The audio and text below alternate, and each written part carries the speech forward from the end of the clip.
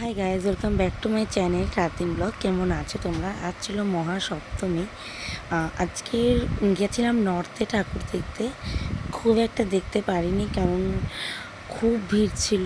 আর এত ভিড়ের মধ্যে আমরা ঠাকুর দেখতে পারি না। তো আমরা যাচ্ছিলাম হচ্ছে শোভাবাজারের ওই দিকটাতে, হাতিবাগান শোভাবাজারের ওই দিকটা ছিলাম।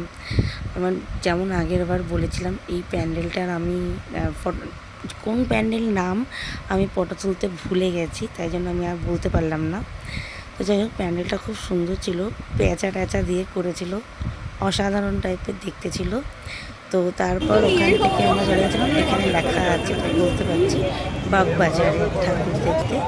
আমরা মনে হয় টোটাল ঠাকুর দেখেছিলাম বাজির গন্ধ পাচ্ছি না, 3টে। তো যে কটা দেখেছিলাম সে কটাই দারুণ ছিল। 3টে দেখেছিলাম, দারুণ ছিল। মানে নর্থে আমি প্রত্যেকবার দেখি হচ্ছে দিনের বেলা, দুপুরবেলা বেরোই, দুপুরবেলা দেখি। কিন্তু এবার আর কোনো দুপুরবেলা সকালবেলা আমি ঠাকুর দেখতে বেরাতেই পারিনি।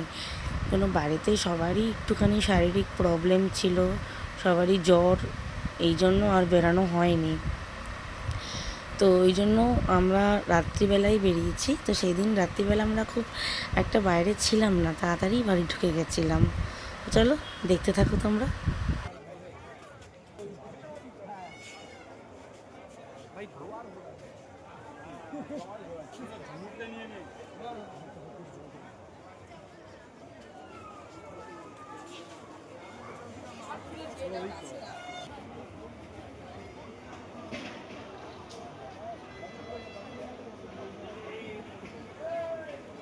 তো ওখান থেকে বেরিয়ে আমরা হাতিবাগানে চলে এসেছিলাম। তো আমরা বাইকটা এমন জায়গায় রেখেছিলাম যেখান থেকে আমরা সব ঠাকুরগুলো দেখতে পারবো। তো ওখান থেকে বেরিয়ে চলে এসেছি হাতিবাগানের একটা বড় ঠাকুর, ওইটাই দেখতে। কেমন নাম জানি না, উপরে লেখা ছিল হাতিবাগান, তাই আমি বলতে পেরেছি। পাশে আরেকটা বড় পুজো হচ্ছিল, নামটা আমার এখন এই মুহূর্তে মনে পড়ছে না। তো ওখানেও আমরা যেতাম, ওখানে শো চলছিল। তো ওখানে এত ভিড় ছিল, তো ওখানে আমরা যাইনি, কারণ পরপর এত গোটা রাত জেগে ঠাকুর দেখেছি না। পরের দিনও অষ্টমীতেও দেখার একটা প্ল্যান ছিল, তাই জন্য আমরা আর ওখানে যাইনি। কারণ জানি ওখানে গেলে এত ভিড়ের মধ্যে পড়বো যে আমরা ঠিকভাবে বাড়ি আসতে পারবো না ঠিকঠাক টাইমে। তো ঠিকঠাক টাইমে বাড়ি আসতে যদি না পারি না, পরের দিন সারা রাত, তো দিনের বেলা তো ঘুম হয় না সেভাবে একটা, আর রাত্রিবেলা আবার এক জায়গায় যাওয়ার আছে। তাই সেই দিনটা আমরা ওই 2:30-এর মধ্যে বাড়ি ব্যাক করে গেছি। তো আমার এই ফোনে না মায়ের মুখটা ঠিকভাবে আসেনি।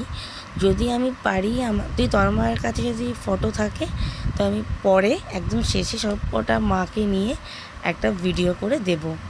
আমি বুঝলাম না, যখন ভিডিও বানালাম তখন এরকম কোনো প্রবলেমই ছিল না, এখন দেখতে পাচ্ছি এত প্রবলেম হচ্ছে ভিডিওতে।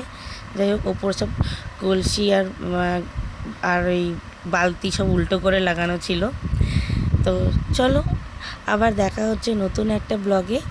কেমন লাগলো আমাকে জানিও।